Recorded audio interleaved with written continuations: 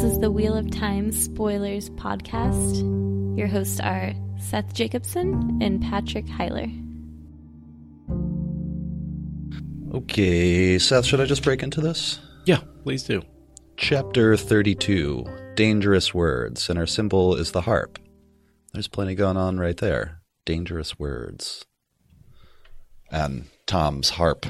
Well, I associate the harp with Thom, but it's, I guess...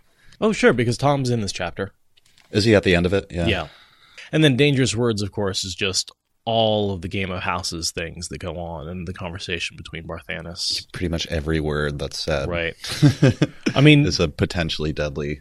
Barthanes is killed based on what he says at this party tonight to Rand. Oh, is that right? Mm-hmm. The message? Mm-hmm. Wait, the message or their short conversation? The message that he passes. Oh.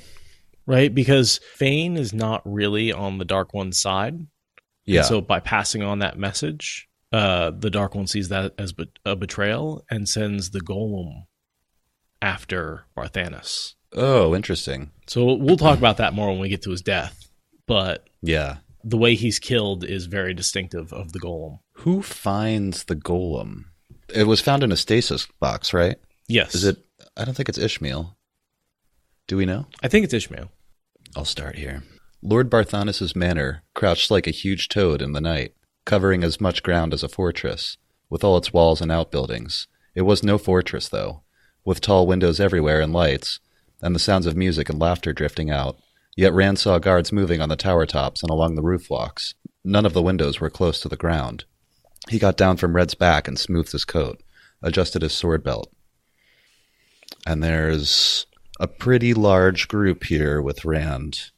10 Shinarans under Uno, Loyal, Ingtar, Verin, Matt, Hurin. Well, when you're a lord, you got to have an escort. Yeah.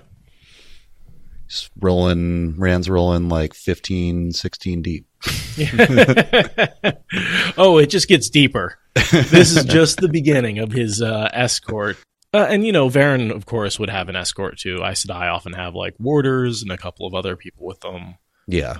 Ingtar as a lord would have his own escorts. So, it's three of them really sort of and their various entourages. So it's not an unreasonable group. Oh, and Loyal. I didn't say Loyal. And Loyal, that's true, yeah, with Ogier. Although, I don't know that Ogier would have their own attendants. No, probably not. But Verin planned this out well. I outlined some of this. Ingtar had come to lend the prestige of his title. Is Ingtar... He's a lord of a major house. I don't know if he's a major lord, but, they respect the Borderlanders. An important man. Exactly. Loyal is there because Ogier are sought after in the upper reaches of Cariana nobility. I think that's mainly because they're interesting and rare. They've disappeared because they haven't been getting paid. Mm-hmm.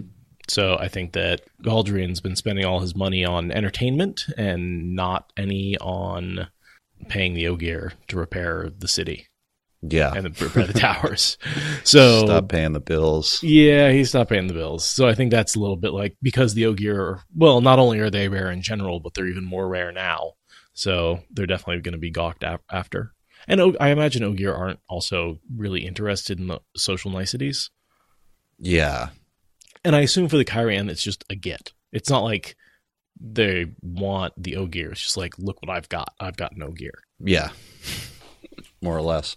Matt's there because he can sense the dagger. Hurin's there because he can smell the dark friends and track the path of the horn. Perrin's sitting at home brooding. Matt is not great at his role here.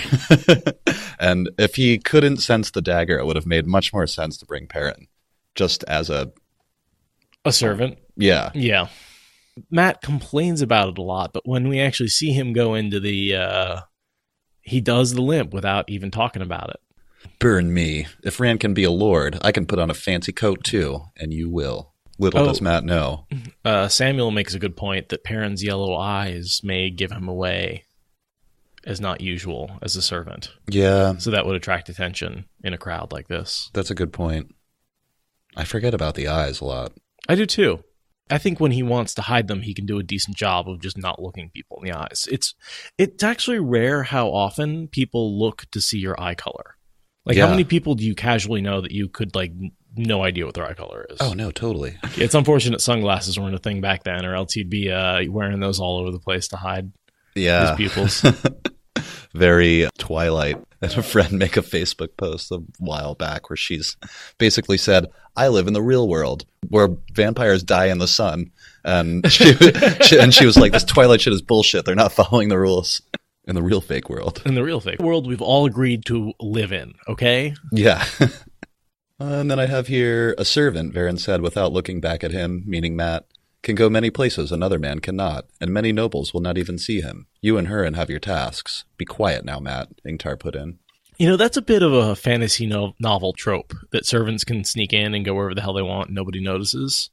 Yeah, I mean, it's a real thing. I guess, yeah. I forget, this came up in a conversation the other day, but I was talking about how when I was a bicycle courier, after a little while, I realized that if I can walk into like any fancy pants building, if I just like in a torn t-shirt, if I just have a bike helmet on and like a satchel that's full of stuff, nobody looks at you.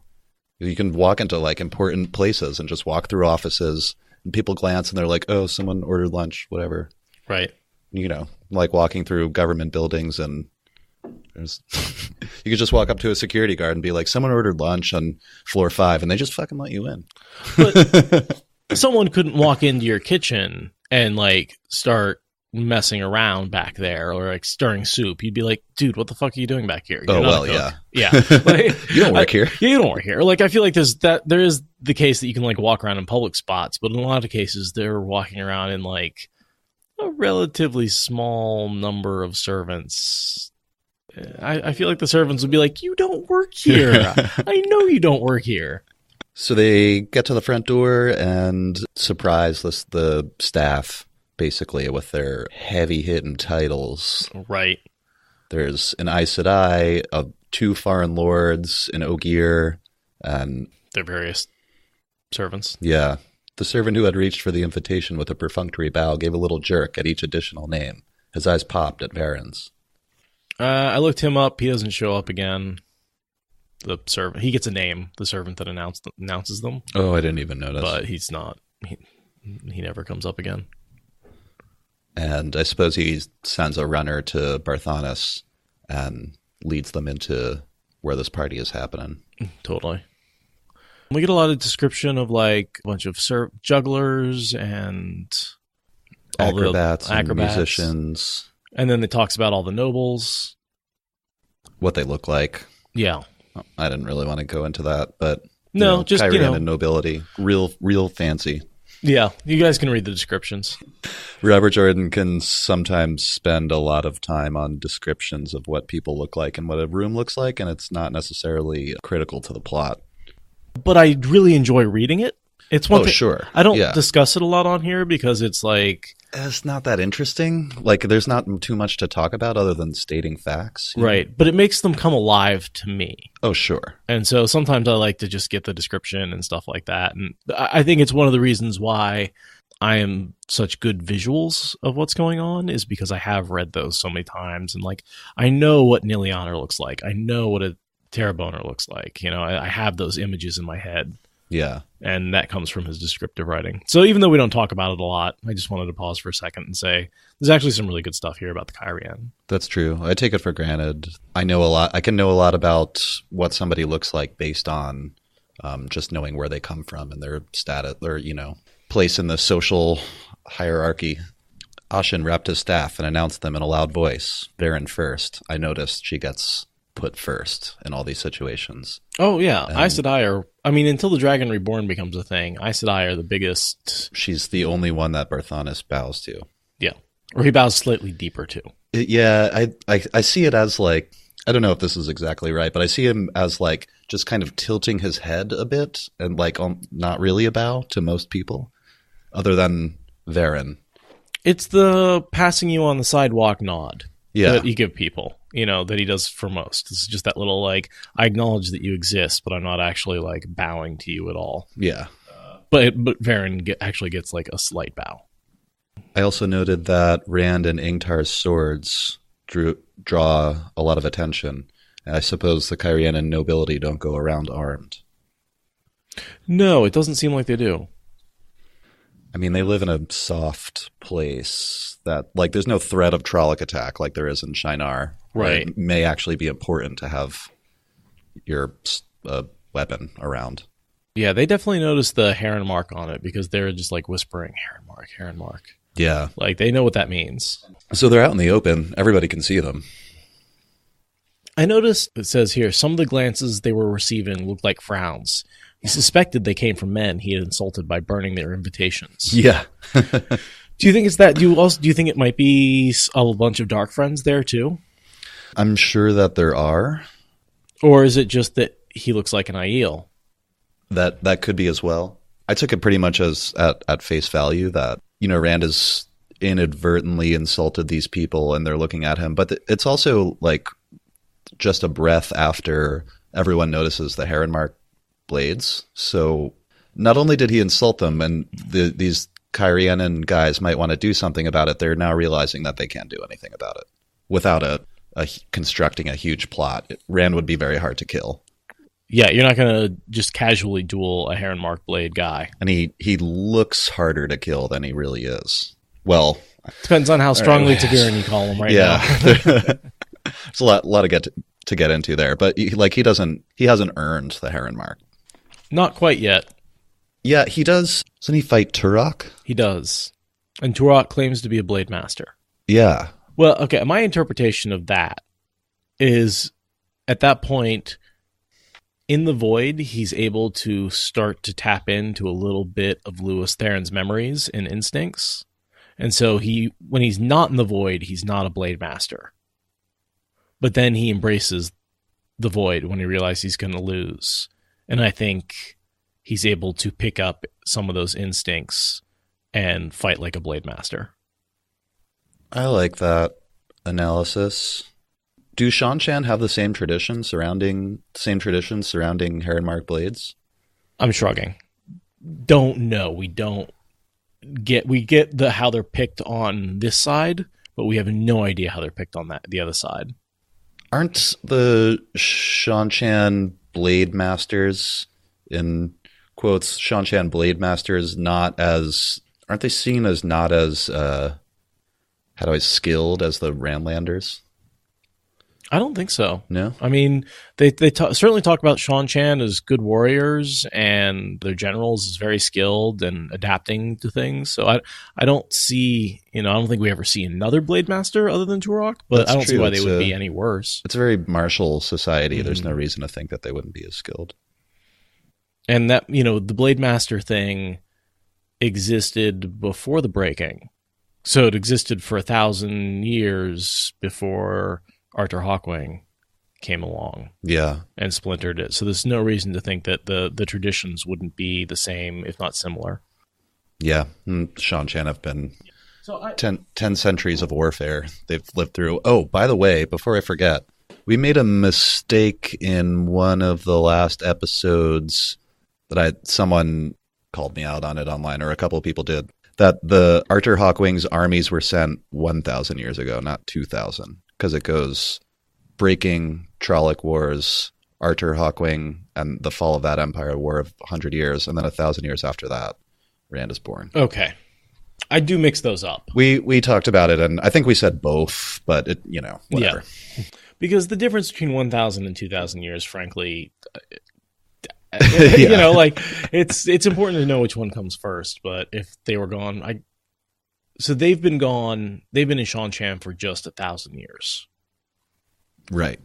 And so they have a shared 2,000-year culture. Yes, since the And then it's only been 1,000 years since they split. Yeah. So that makes more sense. It also struck me that there could be living Damane that have lived almost the entire length of the Shan-Chan Empire, or half of it, I guess I should say. Is it Olivia? Yeah. That's like 500 years old or something? Is 400? I don't remember, but she's very old. And she's one of the more powerful channelers known, at least amongst the female channelers. But we don't see any Aes Sedai, even in the Age of Legends, lasting 1,000 years. I doubt we'd see any that would have lasted the whole time, but certainly it's possible that a couple were alive for a good percentage of... Olivia's been around for a big chunk of the time that the Jean-Chan has been around. I just looked it up. She's over 400. She was born in 586, and the series takes place in... 1,000. Yeah, roughly. I think it starts in 998. Right. 998 to 1,000 is the... I always think... I mean, it basically ends on the millennium, right? It's a... Yeah. End of the world, of course, happens on 1,000-year... The Armageddon happens on 1,000-year increments. Y2K. Exactly. Y1K. I often wonder if that's why Jordan ended up compressing the time so much, is because he started it in 998, thought he was going to make 3, maybe 6 books, figured, 2 years is plenty of time to get through that. Was that his original plan? Yeah. I didn't know that. And then and he wanted to end on 1,000 because that's when Armageddon is. And so all this stuff had to happen in 2 years to make Armageddon happen at the right time. And so even though the story kept getting bigger and bigger and bigger, that's why the books happened over less and less and less periods of time. Oh, that's interesting. Isn't one of the books like it takes place over like 3 days or something like that? I think it's 9. 9? because the first half of book 10 takes like overlaps Winter's Heart during the cleansing. So like you don't make any forward progress during the entire first chunk of that book. Mm-hmm. Because you're just going back in time and seeing what happened in other places. I see. And then so like there's only a little bit of the book that makes forward progress. So they walk into the party. Loyal notices right away that he can sense the Waygate. I skipped over a lot of the descriptions of the acrobats and the Cariana nobility, just kind of ignoring them. Mm-hmm. Or perhaps they're just accustomed to that kind of lavishness. And Barthanes walks up to them for the first time. Yeah. And basically greets them. It's what? I did notice he looks warily at Verin. I wonder, and I'm going under the assumption that Barthanes was at the Dark Friend Social. Yeah. I think it's possible that he recognizes Verin here. Something definitely happens. We know that they have a pretty long conversation, and Verin shoes ran away with her eyes at some point. We don't know what they talk about. I would love to know. I would love to know, but I don't think we get any clues because he's dead very quickly and she clams up about it. And Rand tries walking around the party without stopping so that nobody will talk to him, which I totally get. I have been that guy. I don't know anyone here, but if I just keep walking around, it won't seem that weird. Everyone will just think I'm going somewhere else. It's the same thing with the servant thing. You walk around with a tray and a bag of stuff, and everyone will be like, oh, he's going somewhere, and no one will stop you. Yeah. Yeah. I know that Barthanes keeps checking out Rand here as he walks away, and I assume that's because he sees him. He even says it later that he recognizes him. Oh, yeah. So that's what makes me think he was at the Dark Friend Social, because he recognizes Rand's face. That's he would right. have seen that. The only place that he would have seen that is at the Dark Friend Social. And he's heard the description. He says you fit the description. Exactly. We find out that the Barthanes' manors used to be on an Ogier grove. Loyal says this was all forest when I came through Cairhien before. Mm-hmm. So Loyal saw it as forest not that long ago. So we were speculating like when he bought and built this. It must have been super recent. Yeah, well, I don't think he mentions when that was, but Loyal's pretty old. Well, not for an Ogier, but old for a human. Oh no, I think it was after he left the steading. So it was like less than 3 years ago. Oh wow. Yeah. Oh, I guess that makes sense. Or within the last 5 years. Yeah. That's fast to build such a big building. But he hadn't left the steading until 3 or 5 years ago. So I think he first came through there when he because they're right next to his home steading. So he must have come through Cairhien as soon as he left. Steading Sofu, right? 5 years ago. Is that how you pronounce TS, by the way? So? The T is silent. Sofu. You seem restless, Barthanes said, sipping his drink. I like to walk. Rand wondered how to follow Verin's advice, and remembering what she had said about his visit to the Amyrlin, he settled into Cat Crosses the Courtyard. And a lot of his behavior here is it's basically all of Land's advice to him when he meets the Amyrlin. All of Land's advice comes back to him here. So he uses Cat Crosses the courtyard. He says he's 1 year old when they ask him how long he's had his sword, and a couple of other things. Basically, he acts very Borderland warder trained, because he is trained by a Borderland warder. That comes up in a second. Yeah. He knew no more arrogant way to walk than that. Barthanes' mouth tightened, and Rand thought perhaps the Lord found it too arrogant. But Verin's advice was all he had to go by, so he did not stop. To take some of the edge off, he said pleasantly, "This is a fine party. You have many friends." Rand's just casually saying you have many friends to a dark friend? Yeah. I imagine that, like, Barthanes is picturing that as, or is imagining Rand's calling him out for being a dark friend and having many dark friends there with him. Saying that, I see how powerful you are. Yeah. Because a man with many friends in this context is a man with lots of money and power. He also tracked a bunch of dark friends that just went through the Waygate. Yeah. And we know that Barthanes just spoke to them. Like, he just spoke to Fain. Yes. He knows about the Trollocs. Well, and Fain left a message for Rand. Yeah. With Barthanes. So Barthanes knows exactly who he is. So this is like short. Within the span of 12 hours or something. Exactly. Rand shows up immediately after them. Many friends, Barthanes agreed. You can tell Galldrian how many and who. Some of their names might surprise him. So, of course, he thinks that Rand is a spy for Galldrian, because he thinks Rand was there checking up on the statue. Or somehow involved with Galldrian's plots. Yeah. He thinks that's because he's so caught up in the game of houses, he can't see that this has nothing to do with that whatsoever. And Barthanes is almost like bragging, saying, I have more friends than the king thinks. Exactly. And I would like for him to see who is here tonight. And he's posturing. Yeah. I have never met the king, Lord Barthanes, and I don't expect I ever will. Of course. You just happened to be in that fly-speck village. You were not checking on the progress of retrieving that statue. A great undertaking, that. So Barthanes just is saying, okay, so that's a lie. A man of the stature that Barthanes perceives Rand as being, which he's not. He's not a lord. But why would a rich guy like you that hangs out with Aes Sedai and Ogier and has all these skilled retainers go to a place like that? A farming village in the middle of nowhere. Yes, he doesn't have that stature, and yet he has so much more because he is the Dragon Reborn. Yeah.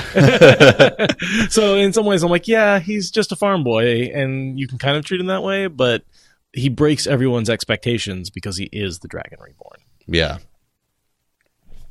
And then I love his response, because he's thinking back to when he was like near it and almost died, and Selene panicked because he like was trying to channel through it. Rand responds to that saying, it's dangerous to meddle with things from the Age of Legends if you don't know what you are doing. And that sounds so much like a threat. Like, it's dangerous to mess with things you don't know what you're doing. From the Age of Legends. From the Age of Legends. Which is interesting because Rand is sort of... Barthanes is meddling with Rand, and he's sort of from the Age of Legends. Well, yeah, that's true. Barthanes has no idea how to take that. He's like searching out all the various ways that he could interpret that. Right. Barthanes is also a dark friend who is meddling with things from the Age of Legends. Very true. So there's that as well. There are many different meanings he could glean from this. I'm not sure what he thinks, but... Well, I doubt he's taking one single meaning from it. I think that in the game of houses, one statement can have multiple meanings. And so I see him taking it on multiple different levels. Yeah. Even though Rand just means it on one and the most superficial, Barthanes is interpreting it on 3 or 4 different levels. Because he's A, a dark friend, and B, a competitor with the king. Barthanes peered into his wine, musing as if Rand had just said something profound. Are you saying you do not support Galldrian in this? He asked finally. I told you, I've never met the king. Rand responds. He's like, why do you keep asking me about Galldrian? I haven't met him. and here Barthanes is like, yes, of course. I did not know Andoran played at the Great Game so well. We do not see many here in Cairhien. Rand took a deep breath to stop himself from telling the man angrily that he was not playing the game. And then he says something odd. I don't know why Rand says this. I guess just to make casual conversation. Yeah, well, he noticed it earlier when he was coming in. He was just like, oh, yeah, look at all the grain barges. And he's a farmer. He's interested in, like, grain, and that's one of his, like, things he always notices when he goes into these places is, like, he looks at the grain, he looks at the type of crops that are grown. The type of crops they grow, yeah, and how they come in, and what the farms are doing around the place. So he's actually just curious about the grain barges. Like, I think that's why he says it. He's actually just curious about them. There are many grain barges from Andor in the river.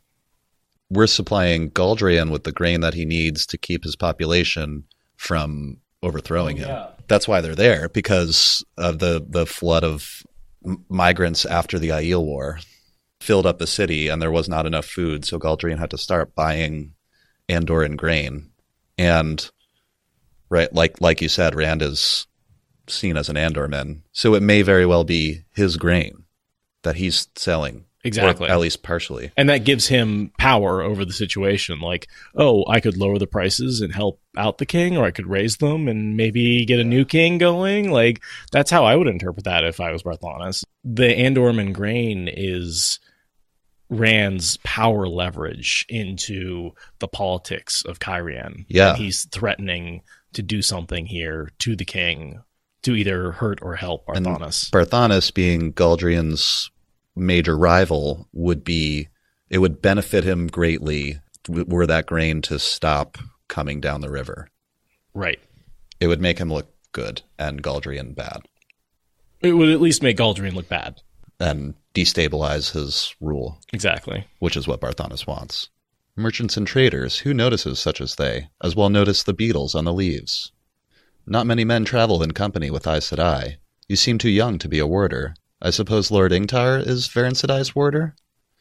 We are who we said we are, Rand said, and grimaced. Barthanes is like, what? Barthanes was studying Rand's face almost openly. Young to be carrying a heron-marked blade. I am less than a year old, Rand said automatically, and immediately wished he had it back. Gives him away as you know, trained in the Borderlands. Right, or trained by a Borderlander. Or as Barthanes says... He was.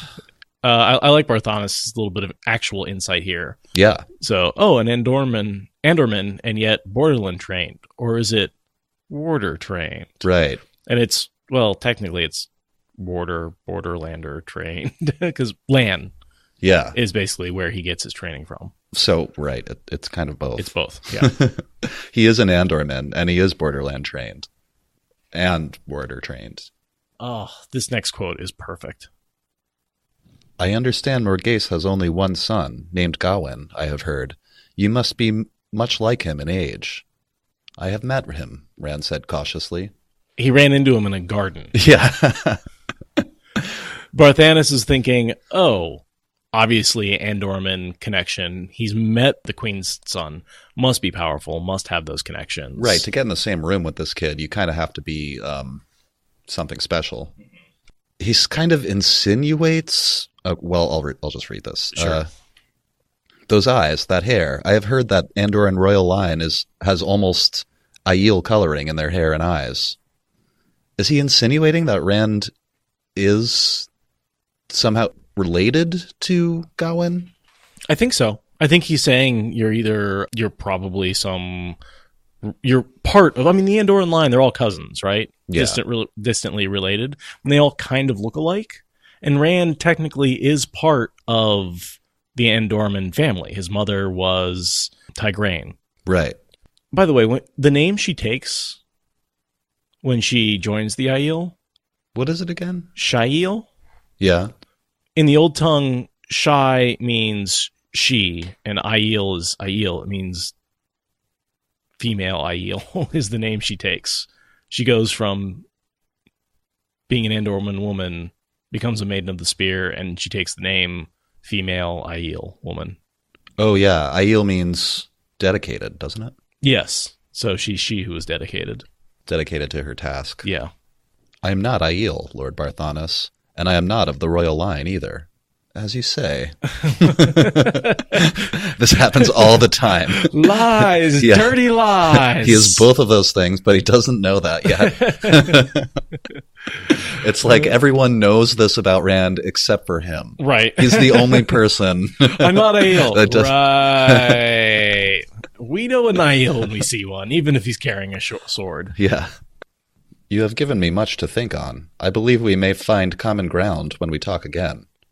Barthanes nodded and raised his glass in a small salute, then turned to speak to a gray-haired man with many stripes of color down his coat. And they move apart. And they, with two very different ideas of what conversation just took place. Yeah, I think Barthanes may have walked away from this conversation thinking that Rand is on his side.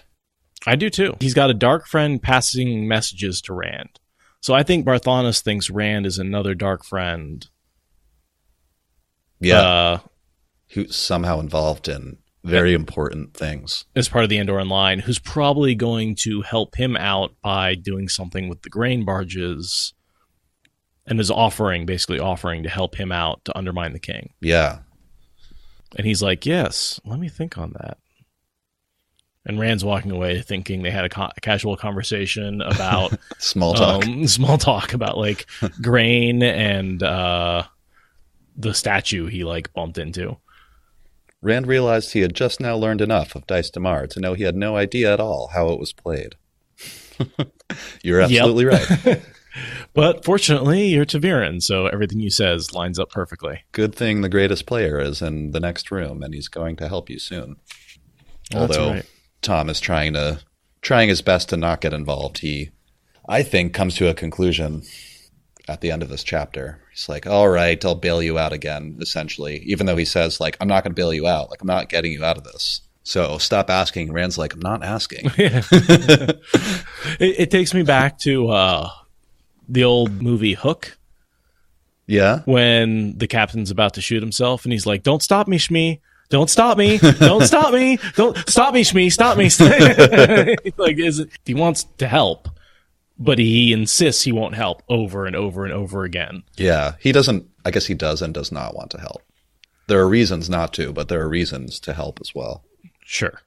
Well, he's excited. Like, I mean, he knows the Horn is involved. You know, one of the things that's going on, too, is he wants to help out Rand when Rand is involved with Aes Sedai. And so before, when Rand runs into Thom, Rand's like, yeah, no Aes Sedai in my life. And Thom's like, oh, you're fine. You're just off living your life. No big deal. Yeah. And here, Rand's like, oh, yeah, Verin's with me. And Thom's like, oh, boy. Yeah, like 2 days later, he's with an Aes Sedai. And he's like, you need some help. You don't realize how deep you are in this already. He sees Thom right after the conversation with Barthanes, but Thom pretends not to notice him. Thom did not seem to see him, though the Gleeman's gaze passed over him twice. It seemed that Thom had meant what he said, a clean break. They're just referencing the conversation. Yeah, and then there's a kind of a funny exchange here. Rand turned to go, but a woman stepped smoothly in front of him and put a hand on his chest.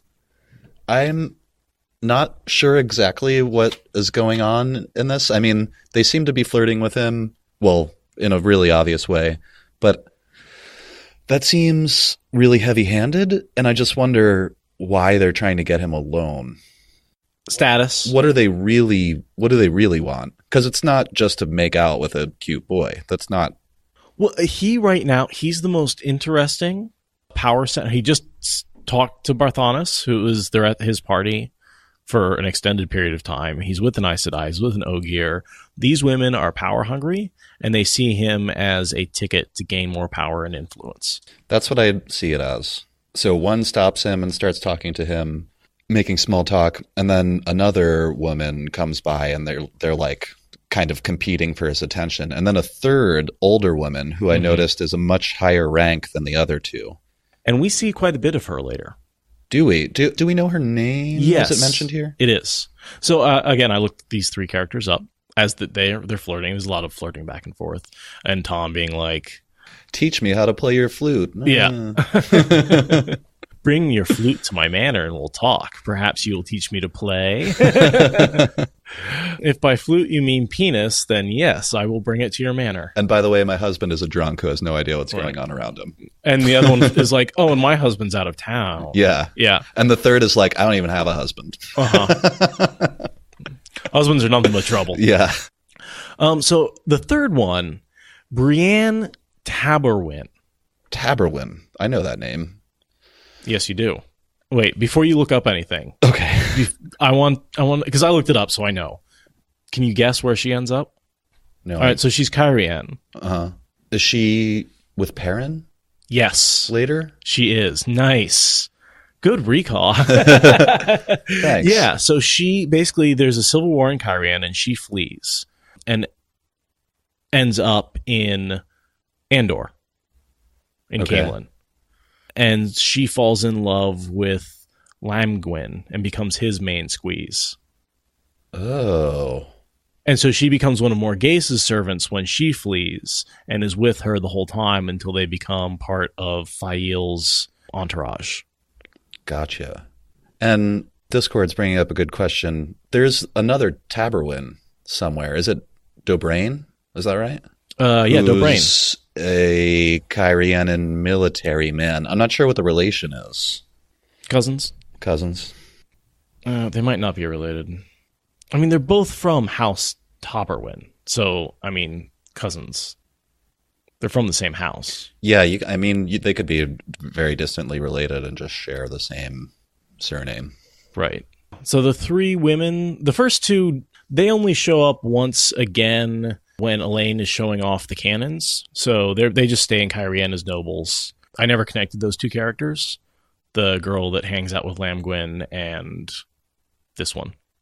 Yeah, that's interesting. I never made that connection either. Yeah, that was a fun little connection to make. And Rand just says, I see someone I must speak to, and runs off and just runs over to Tom. And he's like, just pretend to talk to me. Just, I just had to get out of there, man. She was going to rape me. I just needed an excuse to leave them. Tom stroked his long mustaches with one knuckle and peered across the room at the three women. They were still standing together, watching Rand and him. I recognized those three, boy. Brienne Taborwin alone would give you an education such as every man should have at least once in his life, if he can live through it. I have no idea what he's saying.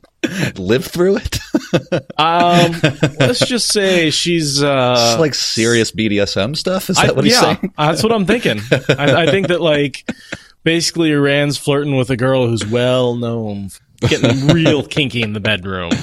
And Tom, as an old man, is like, poof, boy, you might have fun, but you might not live through it. Worried about their husbands. I like that, boy.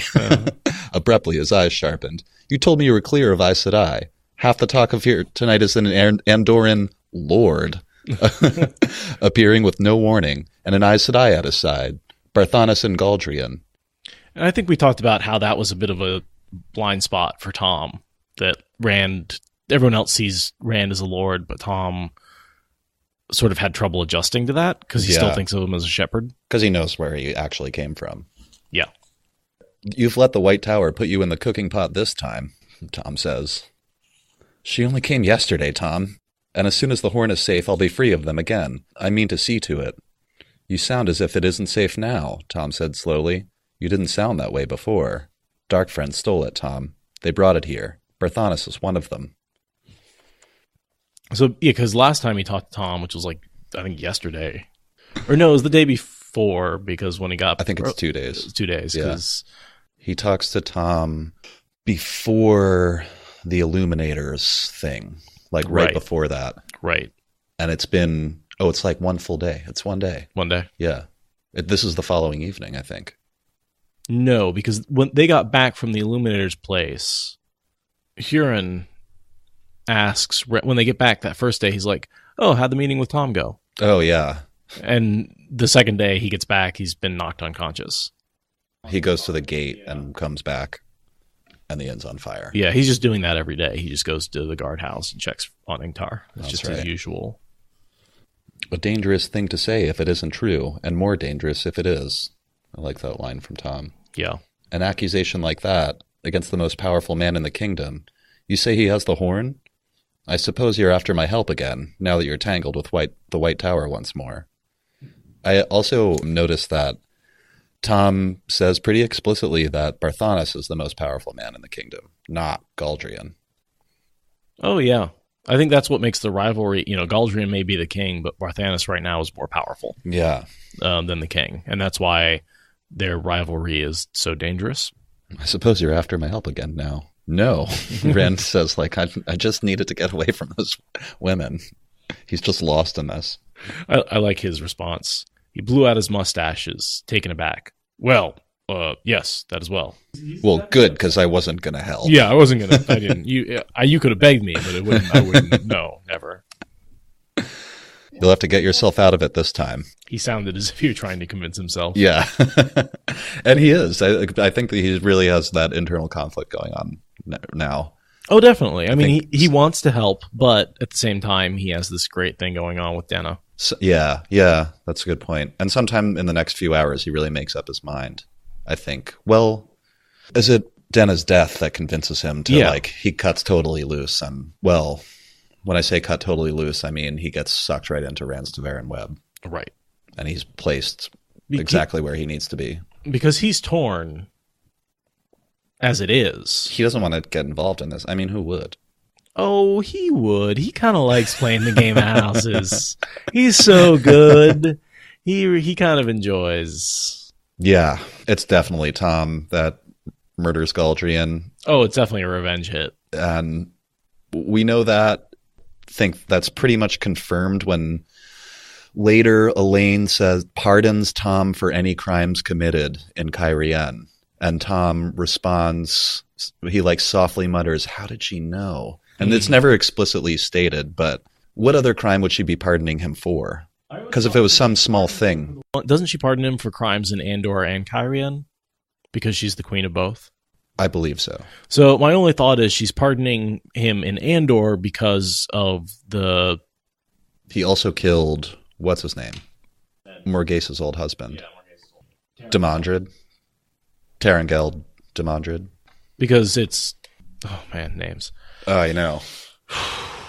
And this is why we decided to do this podcast a long time ago, because to sit down and have these conversations, it takes so long to... All these characters are connected in this crazy, intricate weave. You might say a pattern, even. Thom says you better get yourself out of it this time, because I'm not going to help, no matter what you say. Mm-hmm. And Rand says, I will. Just as soon as the horn is safe and Matt has that dagger back. There's always some excuse. I'll just stay in this for a little longer so that I can handle this, that, and the other thing. Mm-hmm. As if the thought had been a summons, Hurd appeared in the room. My lord, I was sent to tell you, your manservant had a fall and twisted his knee. I don't know how bad, my lord. And Rand does a good job here. A surprisingly good job seeming like a lord. Yeah, he just acts arrogant as hell. Clumsy fool. What good is he to me if he can't walk? I suppose I'd better go see how badly he's hurt himself. And so that's just a little bit of fiction. Manservant Matt. Yeah, he's not hurt. No. You play very well at being a lord, Thom said softly. But remember this. Cairhienin may play dice to Mar, but it was the White Tower that made the great game in the first place. Watch yourself, boy. Lead on, man, Rand told Hurin, feeling foolish. As he followed the sniffer out of the room, he could feel the eyes following him. So everybody just watched him interact with Thom? Mm-hmm. I have to wonder if maybe Galldrian didn't immediately send a few thugs off to check out Thom's rooms to see what Thom knows. Oh. That I'm wondering if this conversation right here... Why would this important lord have any business speaking with a gleeman? And he doesn't really speak with anybody else. And to answer the question, he sends people to where Thom's staying to search his rooms and see what they can find out. Yep. And Dena just happens to be there. I think she just happens to be there and they kill her because she's in the way. We think it's the king that sent the folks there, right? Yes. So, do we assume there are spies for the king at this party? Yes, I assume so. Just like the rest of Cairhienin society, there are people who are willing to sell information. Sure. And Galldrian certainly has enough money and power and friends to, know who was at the party and who talked to who, especially if they're an important person like this Lord Rand of House Althor. Right. So I imagine that this is the public connection that everyone makes that ends up getting Dena killed. Yeah. And on that note, that's the end of chapter 32.